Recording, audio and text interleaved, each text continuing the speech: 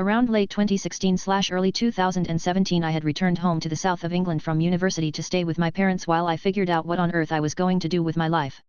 I worked a crap retail job, while surrounded by lovely people, for a few months to clear my student overdraft which I so willingly maxed out at uni. I really wanted out and to find a job where I would start an actual career. In steps 1 particularly nasty sales, potentially mom scam, group that rhymes with Hero Corp who advertised a marketing role online which I eagerly applied for. Within a day or two I received a response and an interview invitation for their office in central London, which total travel time for me was roughly an hour and 10/15 minutes or so. I was pretty hyped.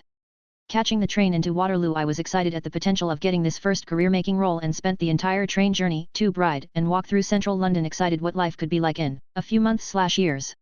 Their office was in a beautiful green area of London which only bolstered my optimism, but then I reached the office itself. I'd like you to imagine you've gone to a walk-and-go and stood in the waiting room. It's really fucking busy, you're struggling to find a single empty chair. It's that situation except there are, possibly 60/70ths. It's been a long time so my memory may be exaggerating this number, people all in interview outfits ranging from suits to jeans and 8 months in a closet pile creased white shirts. I don't question it too much as I think the job sounded great and I just want to impress the interviewer. I get called into this man's office, he seems nice enough but has a really slimy air about him. He starts saying the most amazing things about the role and the company. How I'd be earning about 36k in 2 years, how I'd be working as a manager soon because it's just so easy to progress here. In my desperation to start my career I ate it all up. I left that interview feeling pretty good about myself and headed home. Within an hour on my journey home I get an email from a woman inviting me for an interview. A first interview. I responded a bit confused as I had just had my first interview and her response was essentially oh well, why don't you come in for your second interview tomorrow then an interview starting at 8/9 am.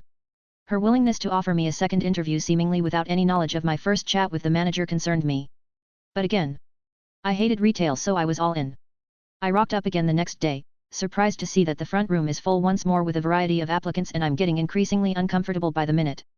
Once again smarmy manager invites me into his office and I explain to him that I was under the assumption that this was an office job. Oh yeah it absolutely is, but there's the occasional bit of outside work you have to complete here.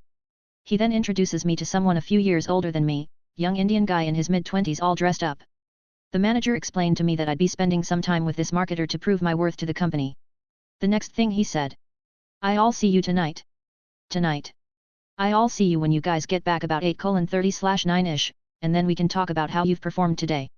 I'm a bit shell-shocked by this. Because it's about 9:30 in the fucking morning and I'm expected to spend 11 hours with this stranger as part of this very shifty job interview. In my somewhat confused state I blindly follow this also very slimy individual as he's lecturing me on sales. And leading me to the London Underground, he tells me we're catching the tube somewhere further down the line in zone 1 or 2. Of course, he expects me to pay my own ticket because fuck me right. I ask him about the plan for the day and he tells me all about how he'll be assessing my sales technique on the street and how I need to prove I have what it takes to be a hero. While this guy is lecturing me and telling me all about how he was going to be a doctor but leaving med school to work at this company was the greatest thing he ever did, I'm sat there realizing, which I should have realized way sooner, that all this fucking awful company is doing is speeding people through their conveyor belt application process to get a whole day of free labor from them where they all be expected to spend 10/11 hours marketing bullshit products on the streets. I'm seething. I'm mad at myself for buying into this ridiculous facade. I'm mad at the manager for filling my head with absolute nonsense for the past 2 days and I'm mad at this smug prick who's rudely lecturing me on the tube about marketing. To fill our journey he's telling me to pull out my notepad and start listing the most important aspects of sales, lecturing me on how he's my boss for today, that if he says jump I need to say how high. He also occasionally arrogantly reminds me that if I don't impress him at any point today the manager is sure to hear about it tonight. I'm a pretty passive person, pretty agreeable and at least in the past, would have gone quite far along with situations I disliked / to avoid awkwardness. But at this point there's no fucking way I'm doing anything for these people, let alone attempting to sell a shitty product for them for 11 hours. My eyes must have glazed over while he was talking and we reached a stop because he showed clear agitation and raised his voice a bit at me for not hanging on his every word. Seeing the tube doors shut I decided what I was going to do.